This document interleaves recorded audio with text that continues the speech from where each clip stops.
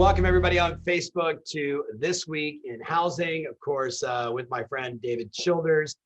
David, before we start, and we're waiting for all our friends to jump on here live, I want to just say to you personally, to Steve and to Bill and to everybody at KCM, an enormous thank you.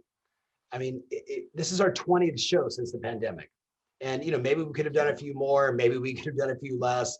But one could argue that the data that you brought into our ecosystem from the data that you guys are pulling together at KCM has been nothing short of, I guess the word that I would describe it is you created resiliency for a lot of people. You gave them what they needed. You gave them the voice of reason to be able to go out into the marketplace and say, I know we're hearing all this stuff, right? We're hearing these terrifying headlines, and yet our agents, our community, were able to go out and bring out the right data, another perspective.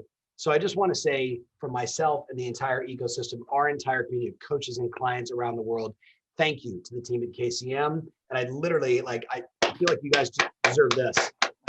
So that's a standing ovation from myself and the entire community. As my friends are going on and jumping in here, if you just walked in, I literally just took a second and gushed on David and the team at KCM, thanking them profusely. Can we see some thank yous in the comments? If you got value out of, this is our 20th show, right? During the pandemic, where we're trying to just give you the tools, give you the data, give you the talking points so you can go out and educate customers. I think David and his team at KCM deserve a lot of our gratitude. So I want to see it in the comments. Of course, we're watching this live and we're a couple seconds behind, and there they are. Yeah, to think about this being the 20th show, to think about we're at the end of 2020 and 21. Right. Thank you for those comments. I think back on this year, and one of the things we said at KCM on the front end of this is, in times of uncertainty, people follow the certainty. They follow the certain, and without a doubt, I would give the credit back to the team. I would give the credit to Bill Harney. He and I had a call. I was thinking about it this morning on Saturday, March 14th, the first Saturday. And he said, we're going to do everything we can at KCM to help as many people as possible, as many agents as possible. And Tom, you got out there and you said, okay, here's what people need to hear. Here's how we need to present it. And we're the voice of reason in a world where a lot of people, we're losing that, and hats off to you for it. And, I think all of us have questions about 2021, but for sure we can all agree we're ready to get rid of 2020. So I'm looking forward to the future. Yeah, no doubt. So I think we're on the same page. And I know everyone out there watching, I heard this morning that one of our coaches passed away, right? So, once again, I am reminded that, the tragedy that we dealt with was very real this year, right? Whether it was the Black Lives Matter movement, the social unrest, the pandemic, the emotional state that people went into, the crisis for so many. And on the flip side, with real estate, there was just so much triumph. And I agree. I'm ready for this year to be over. And I'm not ready for it to be over from the standpoint that I'm so against 2020. I think that 2020 revealed resiliency, power, brand, truth, how important trusted advisors are.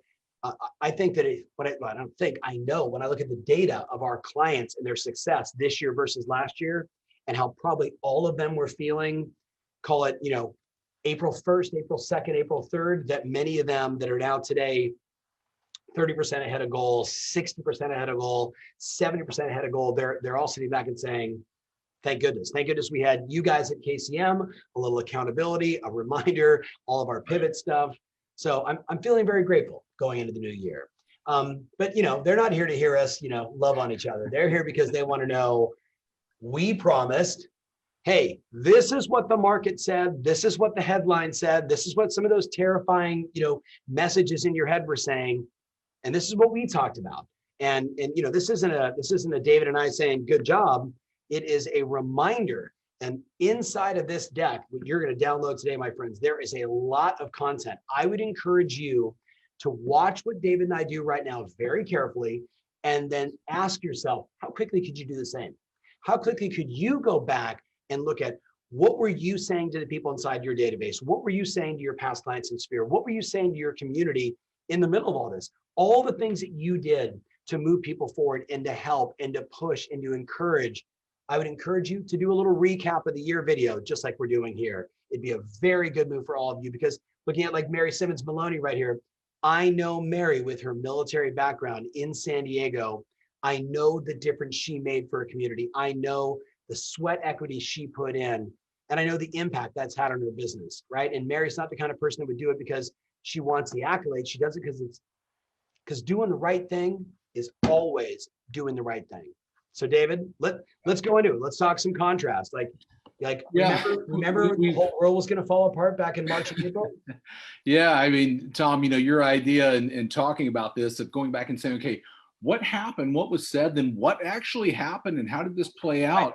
It's going to be interesting to watch. Now, I want to say one thing about these topics, because it's very relative and apparent going through this to our team what sort of played out. And I think it's going to help as we think about this. And here's, the first one I'm going to hop into is the topic, recession doesn't equal housing crisis. We've been talking about it. Now, here's the interesting thing.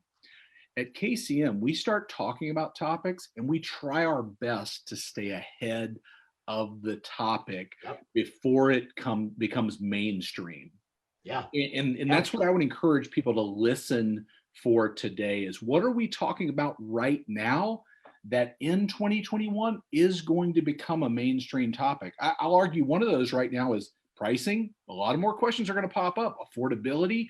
Let's be talking about these before they're happening. One of the ones we talked about in the fall is foreclosure crisis. Are we about to hit it? What are you seeing right now in the news? You're seeing more and more experts go, you know what? I don't think we're going to see that right now. And we always want to have that information to sort of step into that and go, exactly, that's what we've been saying. Let me educate you on it. Yeah. 100%. That flow right there is exactly what we're talking about. And if we kick it off here, let me share my screen and just show you some visuals, because what I did is I went back and I pulled some of the slides from where we started, and want to give you a little bit of perspective on that.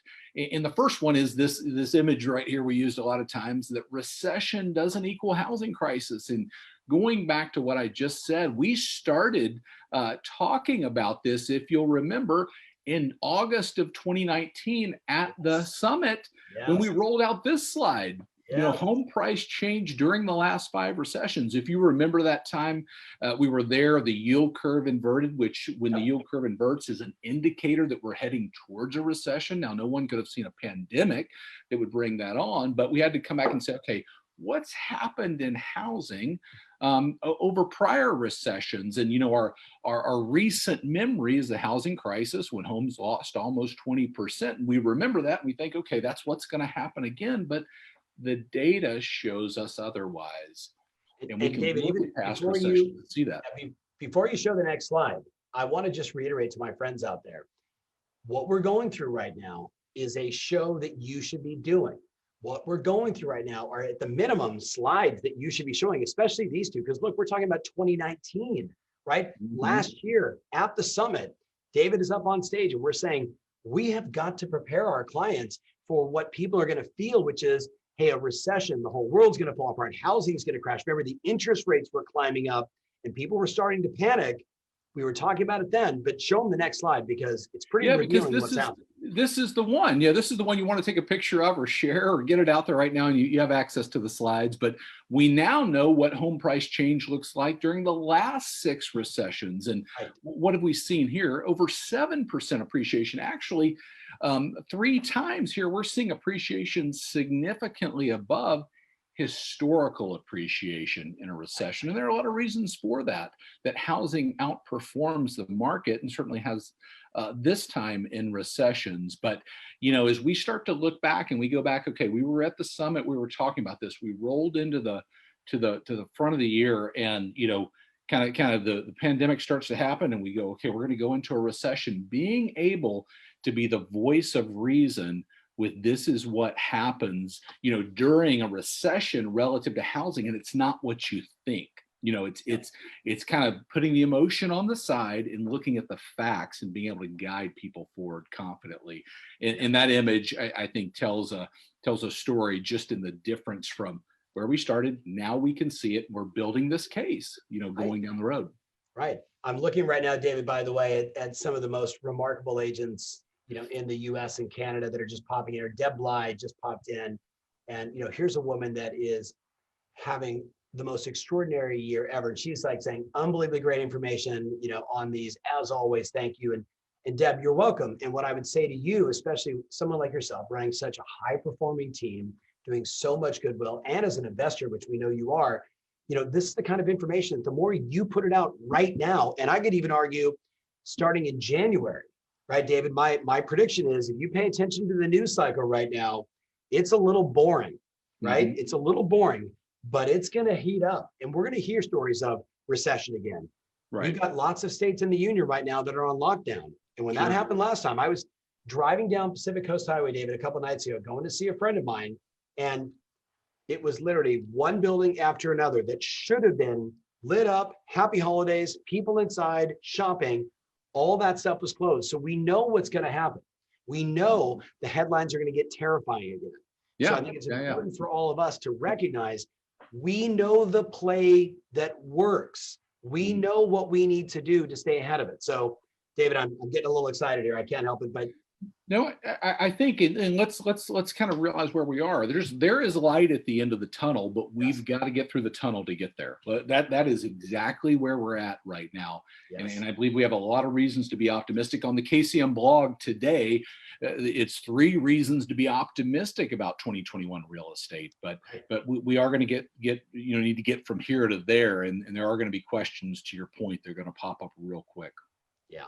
So let's talk about what is in the news right now, which is forbearance. Yeah, even this week, information coming out saying, hey, more people are grabbing forbearance and using that. So let's talk about where we started here.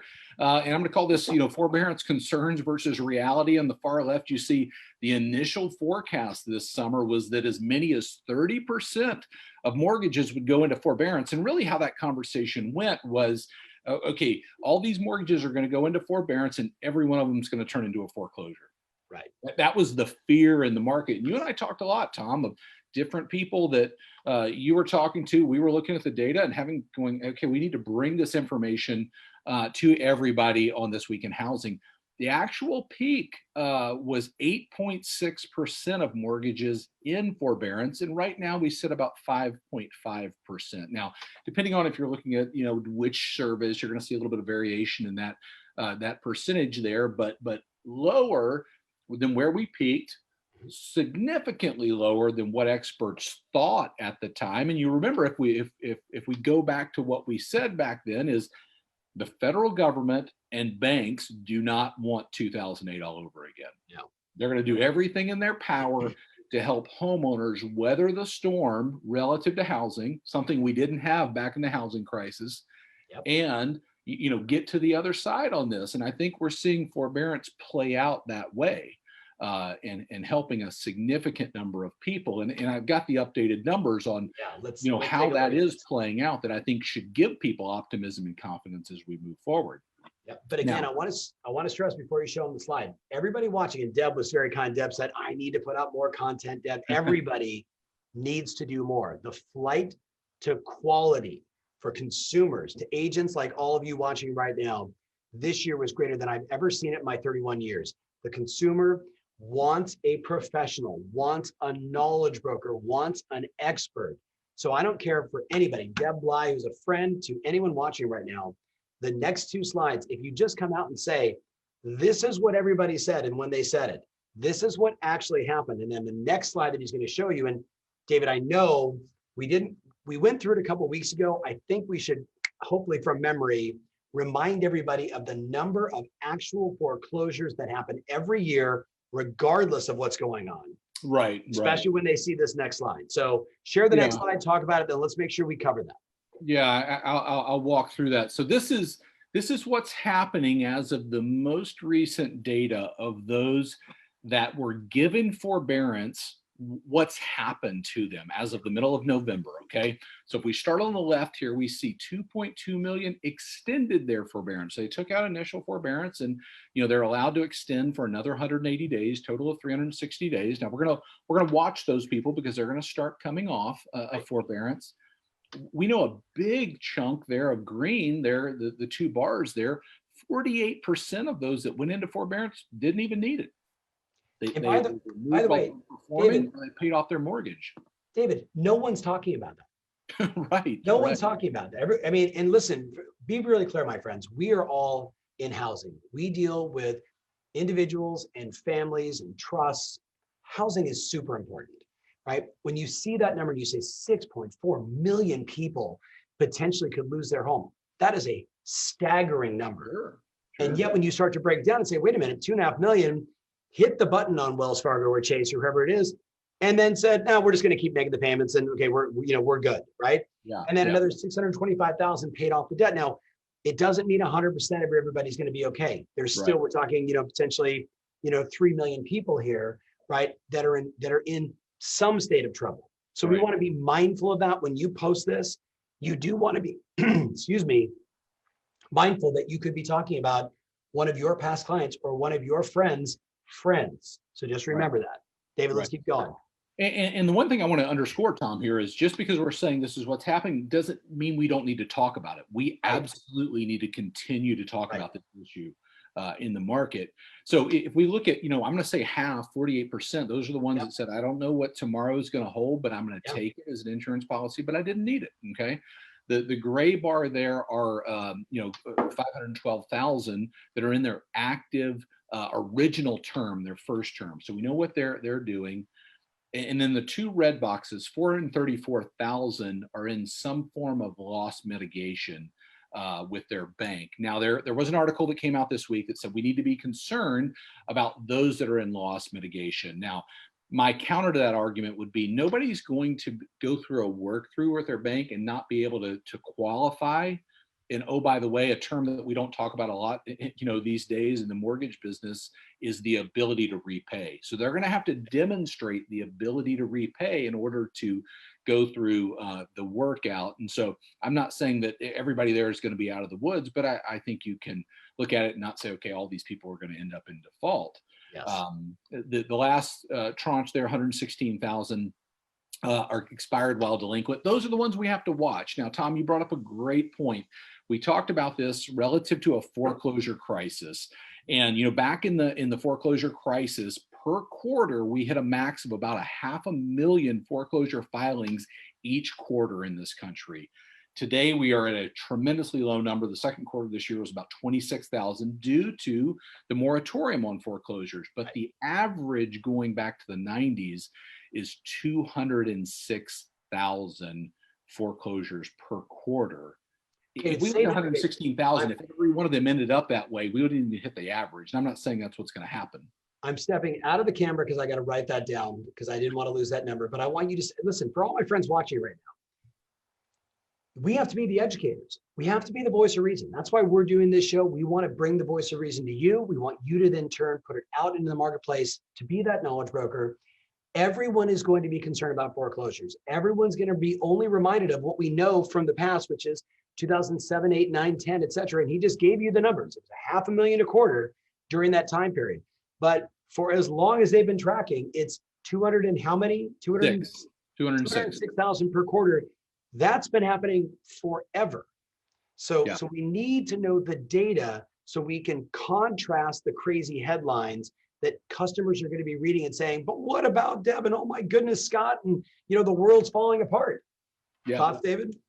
Well, I think what, Tom, you've done such a good job of, helping us remember headlines are going to be out there and they're going to terrify rather than to clarify.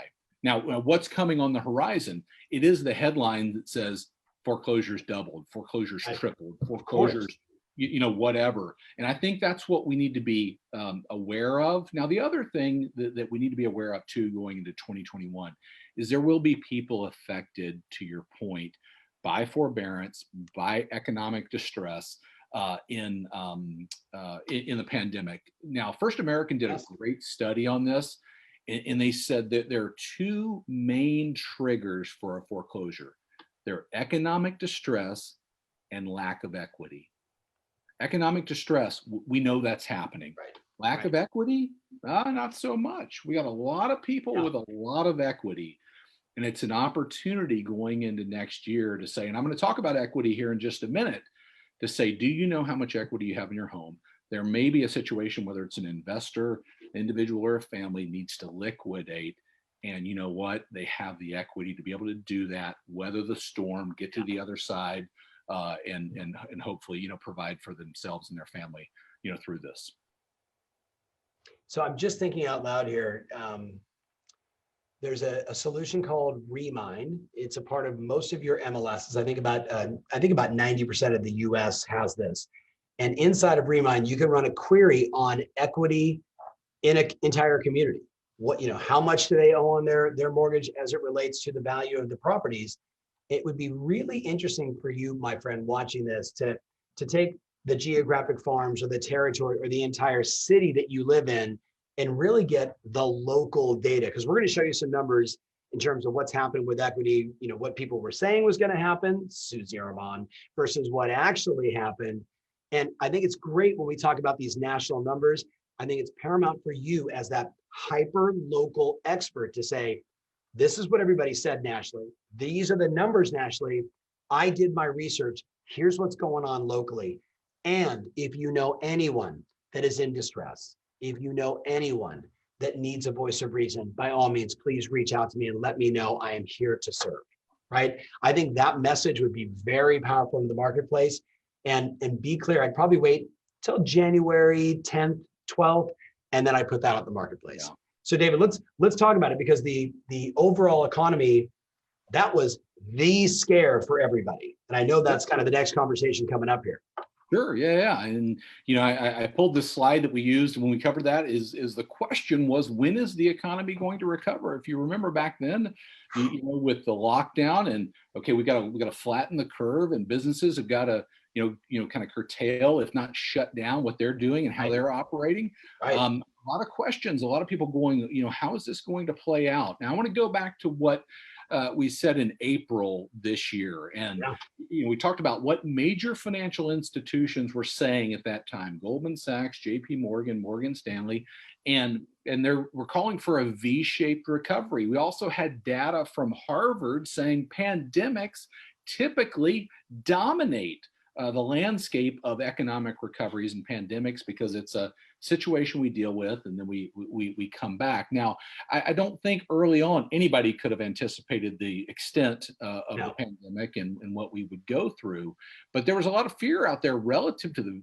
the V-shaped recovery, and we talked extensively about this. I know a lot of you on the call, stuck your neck out there, did things, put content out there, and people were like, I don't think it's going to be a V, and there was a lot of back and forth about what is it going to be. Yeah.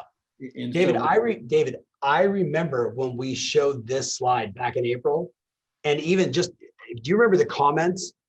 Oh yeah. There's no way, this thing is going to be an L. I mean, we're, study pandemics, we're back into 2000. I mean, even our own clients. Yeah. The note that I wrote down was, there was just so much uncertainty. And those of us that remained calm, those of us that stayed focused, those of us that shared the numbers, shared the data, shared the experience, and I'm going to say most importantly, those of us that were in communication with our past clients in Sphere, we were the ones that helped. So I want to thank all of you. Just a moment of just gratitude. But David, let's go back to the slides, because we talked about this in April, and everybody was talking the L, the W, right. Remember, this showed up in May. The check mark, the W, the tick, the flying W, a Nike swoosh. Typical economic terms are a U, a V, or an L. And so there was a lot of debate about that. And what our research team did is we went back and said, okay, what did we say in April and what actually happened? And here's a look at that, of what was said by leading financial institutions and what actually happened. You could just about put these over one, on top of one another and see a mirror image there. Yep. What do we take away from that? And here's the big takeaway going into 2021 I would offer is there is a way to give clients confidence, to lead them with confidence by looking at what experts are saying. Experts are going to change their mind. That is a fact. But we can say, okay, this is what experts are saying right now. We're going to trust this data, this information. We're going to trust what we know about our local market and maybe the businesses and things that make it up. And this is how we're going to proceed confidently. And there is a way to do that because I think a lot of people are asking that question, how do I give my clients confidence? How do I move forward confidently? And there's a great way to do it. Yeah. I want to say, I know you're about to show a really great quote here from Jeff. I think about a friend of mine, Gary Vaynerchuk, who many of you know I met what feels like 100 years ago.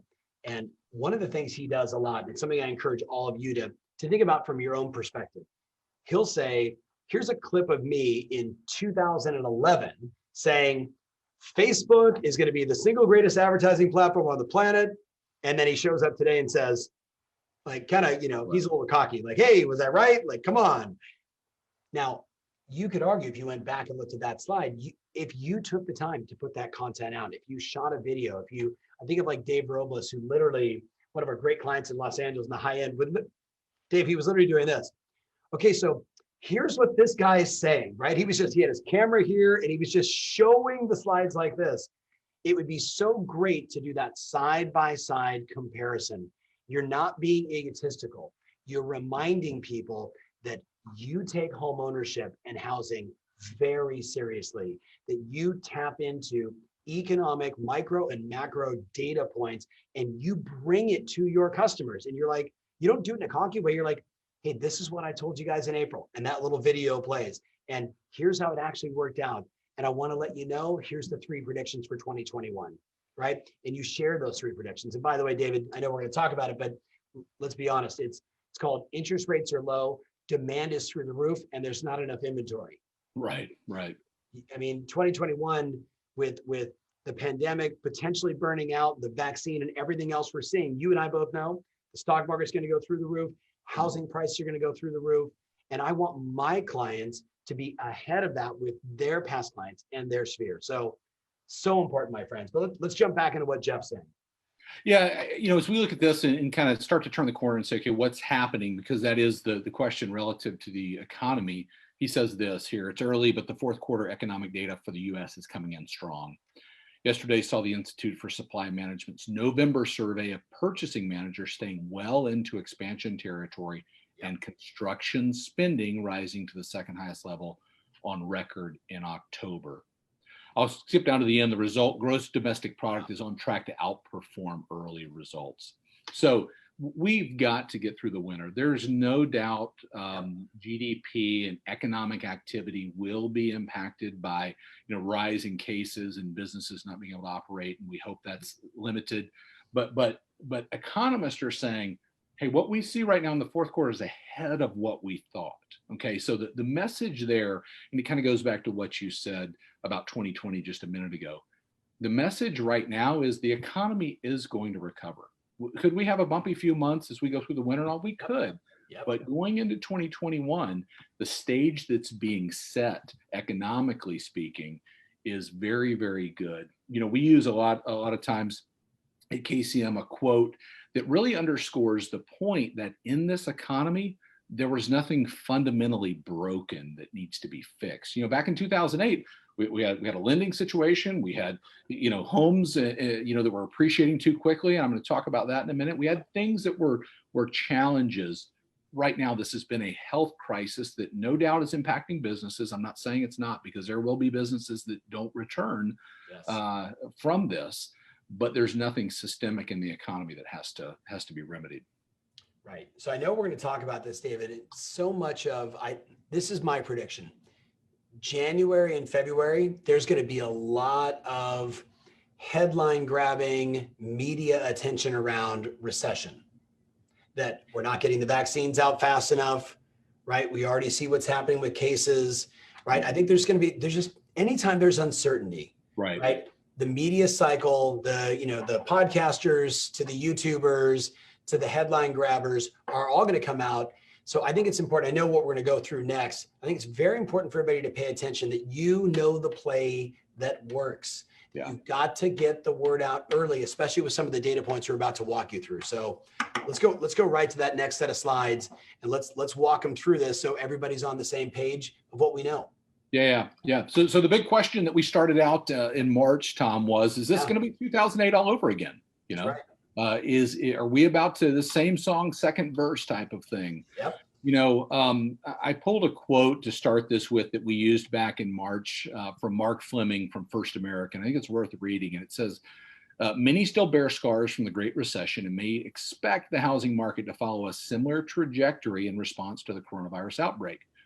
But there are distinct differences that indicate the housing market may follow a much different path. Yep. And while housing led the recession in 2008 and 2009, this time it may be poised to bring us out of it. I mean, looking at that quote today, Tom, right, from March, yeah, you know, I don't know if people believe in fortune tellers or whatever it is, but Mark nailed it. I mean, it's a prophetic looking into the future, you know. I think I'm gonna text him and say, okay, so who's gonna win the Super Bowl? Exactly, right. Because he was spot on. To Vegas, you know, right? Right. I mean, but let's show him the next slide. So I think the next slide really speaks to some data points that everyone's going to want to pay attention to, and this whole slide should be put out on Instagram and Facebook and do a video about and more. Yeah. So if you'll remember these slides, these are what we use to really reinforce the point that this is not 2008 all over again. Right. You know, and really what we're trying to do through these is give people a visual that they can look at it and go, I get it. Home appreciation, I get it. It's much higher 6 years leading up to the housing crash than it is today. Inventory right here, still a concern right now. Big difference in the market. Equity, the use of equity, very, very different. Yes. You know, and just across the board, when we started to look at the way the business was going back then as compared to today, we could confidently say this isn't 2008 all over again. It's not even close. Yes. You know? And I think, you know, that data was, you know, sort of a precursor to say, okay, this is going to play out much differently this time than it did last time. I think just looking at the top left corner, if you just look at the top left corner and say, okay, what was the difference between what led up to the housing crash versus where we are today? That, and then you look at the equity in the marketplace and the inventory levels, everything spoke to what we saw, which was a massive supply and demand issue. What we didn't see was how many people were going to migrate out of certain areas. You know, we obviously talked about it as we were watching it unfold. Right. But it would have been interesting to kind of knowing what we know now. Think about that, like how you saw the Northeast, how you saw, you know, downtown LA, all these cities where people were just bouncing with remote work. Yeah. Pretty interesting. Yeah. I mean, by the way, what's your take? I'm just curious. Do you think that trend continues through all of 2021? Do you think it stops around September? What's your thoughts? You know, I think right now you're seeing, and Bill Harney and I, the CEO of KCM, we're talking about this last night. The vaccine conversation right now is a lot like, I'm going to call it the mask conversation was at the beginning of this year. You're seeing somebody say, we're going to be good this spring. Somebody saying, we're still going to need to wear masks. There's a lot of information coming out. You know, it used to be, wear a mask, don't wear a mask, do this, don't do that.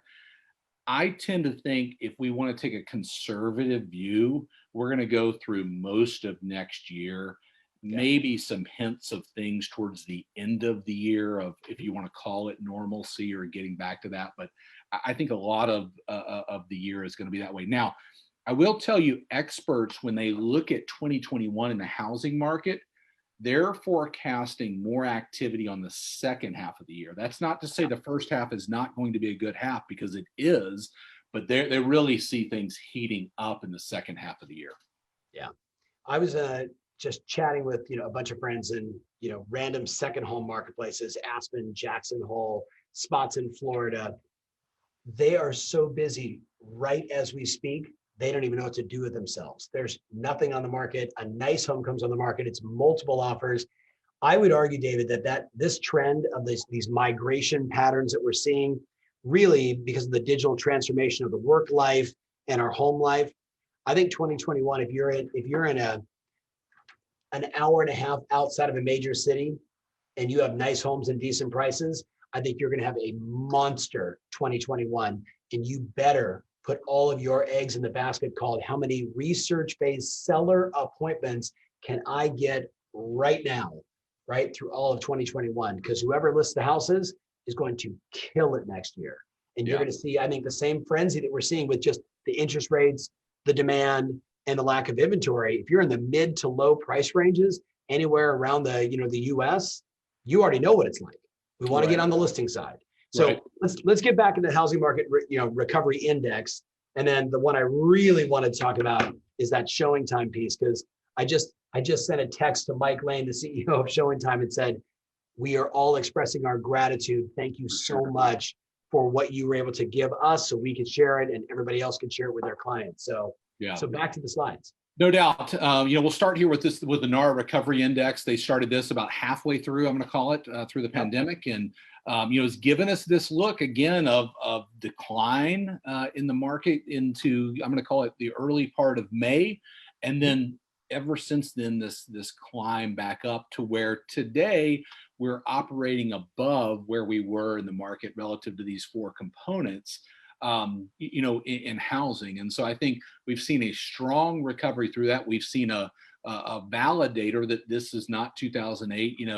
The enemy, economically speaking, for the housing market, if 2008 is that, was the market would go down and stay down. Right. And it couldn't be further from the truth. The market went down when there were a lot of questions and literally people couldn't leave their homes, and some were considered essential and others weren't, and all that conversation where when we came back, that pent up demand, those reasons, your point, Tom, the biggest winner probably in markets is the second home market this year as we look at it through the pandemic. And the showing time data, we were looking at showing time all throughout this, shows a reflection of that. But here's the interesting thing in that. We went down in a dip in activity and we went up and we've stayed up. Which is very, very telling in this relative to the overall, real estate economy. The number of people that have said, now is the time, either through low interest rates, our needs, whatever the case may be, that we need to go out and we need to do something. And, great agents getting the word out there about this is how safely you can transact, a home purchase or sale in this market is the key to what happened. Yeah, I think everybody should, again, I'm going to say the same thing, should do a huge shout out to Mike Lane and the team at Showing Time, because this data, as we were looking, it was scary. When we were watching this and we were watching this, there's no doubt there was a lot of uncertainty for a lot of us out there. There was a lot of clients that were in a panic because we were watching it tumble. And remember, we were all stuck at home. There was nothing we could do about it, right? We were doing our pivot shows. We said, hey, we'll do 2 shows a week. And we ended up doing 6 shows a week. And a lot of our clients just said, I just checked in because it was like the one positive thing I could check into every day that could give me a couple actions I can take online, et cetera. So I think this is really key, but show them the next slide. And I almost feel bad because this woman has done a lot of good, but she whiffed on this one hard. Yeah. The next slide is really, I'm going to call it the experts in the market. You may remember it. We addressed it at KCM. We addressed it in This Week in Housing with Susie Orman's quote back in July, where she was basically saying, hey, properties are going to come on the market. They're going to lose value. She gave a $300,000 example of a home selling for $150,000. I clipped out a couple of her words.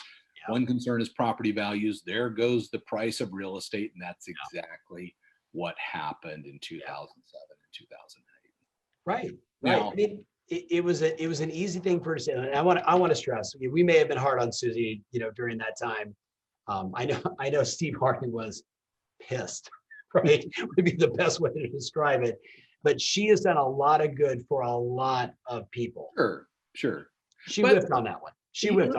Let me say this about that. Susie Orman does not spend her life researching and understanding the real estate business. No. In today's world, agents have access to better information than authorities. Right. That's the big takeaway. It's not a slam on her. It's not anything. No, no, We no. have the chance to drive the narrative, and so many agents went in and said, she's wrong. This is Right. what's going to happen. And that's a chance for us to step into that conversation and say, no, we know what's going on. Yeah, 100%. By the way, my friends, everybody out there, because I think we have 3 or 4 slides left and then we're done. I want to thank you all. Make sure you go to mykcm.com/Tom Ferry, download all the slides. Please create some content with this. And then I would say to you, do me a giant favor right now. Tag one agent that you know that needs to see this message. Tag a friend who needs to see this message. Maybe it's your broker. Maybe it's your title rep. Maybe it's I talked to a mortgage loan officer like literally this week, and he said, yeah, but Tom, interest rates are going to go up, and then, next year is going to be really, it's going to be really hard. I'm like, what data are you reading? Like, what are you talking about? And he's in the business, David, having one of his best years ever, but he's a little cynical. Sure. In fairness, I won't say his name out loud. He would be very upset. I love you, but don't be cynical. Rates are low. You should refinance your own house again for the 6th time this year. Right. All right. Let's talk about equity and where people are at, because this is a really important point for people to get. There is so much money out there right now. Home values have appreciated so much, and it's going to continue. Yeah. Yeah, this is some information you're going to want to grab, and you can go get the slide Tom just mentioned. Yep. And I think, Tom, as we look back on this year, the standout of housing is going to be equity in right. so many different right. ways. But this is the latest report from CoreLogic. $17,000 the average equity gained in a mortgaged home over the last year. Yep. $194,000 is the average equity of a mortgaged home. Now, if you'll remember, that number used to be $177,000. We talked right. a lot about it. Yep. That number has grown to $194,000. CoreLogic says 38.2% of homes are owned free and clear. And I know before you go, wait a minute, David, you said John Burns Consulting. Yeah. You're going to see a little bit of difference in how different folks, how the census reports at CoreLogic, different reporting agencies, but a significant number of homes owned free and clear. Yes. And the equity increase across the country, over 10%. And I think this goes back to the point that you said, being mindful of how we chat with people right now, and those that maybe are in a situation that they're going to have to do something, they're going to hopefully have access to the equity through their home to be able to do something and, and get to the other side, so to speak, of the crisis. I want to go back and show them the next slide, David, and I want to just reiterate, showing this slide, the last slide that we just showed you, and then you doing, whether it's Remine or some other data mining solution that you've got to be able to say, and here's what's happening in downtown St. Louis. Yeah, right? exactly. Here's what's going on in the west side of Omaha, Nebraska. So you go national, hyper local, and then you share that data. And once again, I would share the forbearance conversation. I would put all these together and say, we know we're going to hear this. I'm a housing expert. If you know anyone that needs any help, I'm always here to serve. Something I like that, where you're showing, again, we've always said it, show the national data and then go hyper local. Because remember, consumers don't hire national agents. They hire the hyper local expert who knows a little bit more about their home, their community than anybody else. And that's you, my friend. So right. It's a really important moment. And so many people this year have done that and tagged KCM and on Facebook and Instagram, every place, but doing more of that, being the expert, kind of where we started this conversation out. We're able to step into that conversation in a better, more effective way than some, authorities that may be on TV or wherever the case may be. In asserting that today, I think is absolutely right. And you can see on this map across the country the significant equity that's been gained in homes. And now, this is the interesting thing. I clipped this quote from CoreLogic from the CEO, our chief economist, Dr. Frank. He says, over the past year, strong home price growth has created a record level of home equity for homeowners. The average family with a home mortgage had $194,000 in home equity in the third quarter. We just went over that. And here's the point where it underscores the importance of equity through this. This provides an important buffer to protect families if they experience financial difficulty, and is one of the reasons for generational low in foreclosure rates. Equity is strong. People, if you remember this, we talked about how people had handled equity after 2008. Tom, you and I were talking on the phone the other night, and the point is, if 2008 doesn't happen, people don't handle equity that way. They may not have it when we hit this crisis. So there was a silver lining to all of the challenges we faced in the housing crisis, and it's bearing out well for homeowners today. Definitely. Well, we got 2 more slides, David, and I know the one is a great quote from Mark Fleming, and then we want to wrap it up with a bow and give them some marching orders for 2021. So let's take them to the next slide. Yeah. So this is the Mark Fleming quote that you mentioned. And I think this, as we look at equity, but we look into next year, he says, as homeowners gain equity in their homes, they are more likely to consider using that equity to purchase or a larger or more attractive home. The wealth effect of rising equity in today's housing market, fast rising demand against limited supply of homes for sale, has resulted in continued house price appreciation. As we go into next year, more and more people will say, we didn't do something last year. Interest rates are still great. We've accumulated more equity. Now is the time.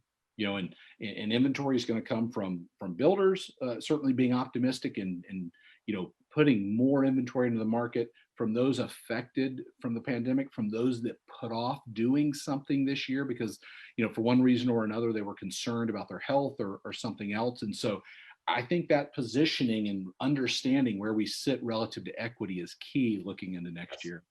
Yeah. I'm just looking at the comments, David. Tamara says, this is perfect for a postcard. Exactly. I keep saying video. You guys know I'm a huge advocate of it. Direct mail, inside of your email. I see, David, the number of people I saw taking slides and creating email newsletters. So it was, here's what I told you. Here's what's going on. Here's what's happening. This is what experts are saying. I can't stress it enough.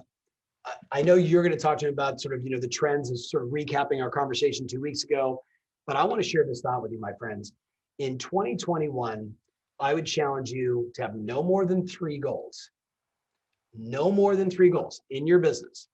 Your number 1 goal should be how many listings you can take in 2021.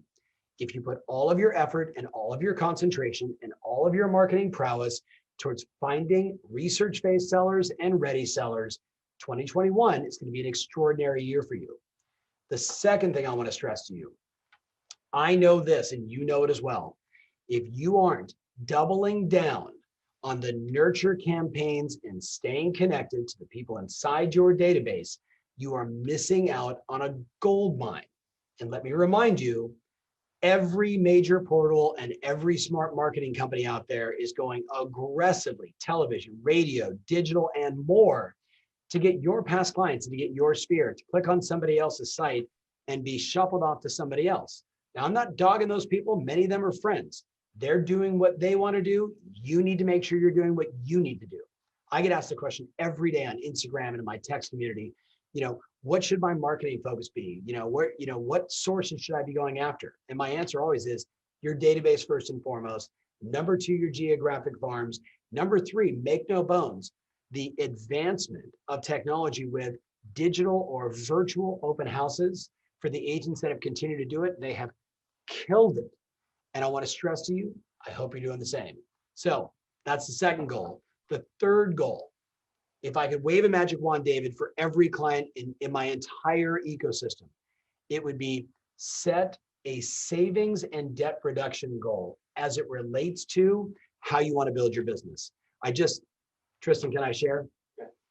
I literally told Tristan yesterday, Tristan, who many of you have met, Tristan, listen to me. You and your wife make great money. Figure out how you can live off just one of your incomes and save every ounce of the other dollars.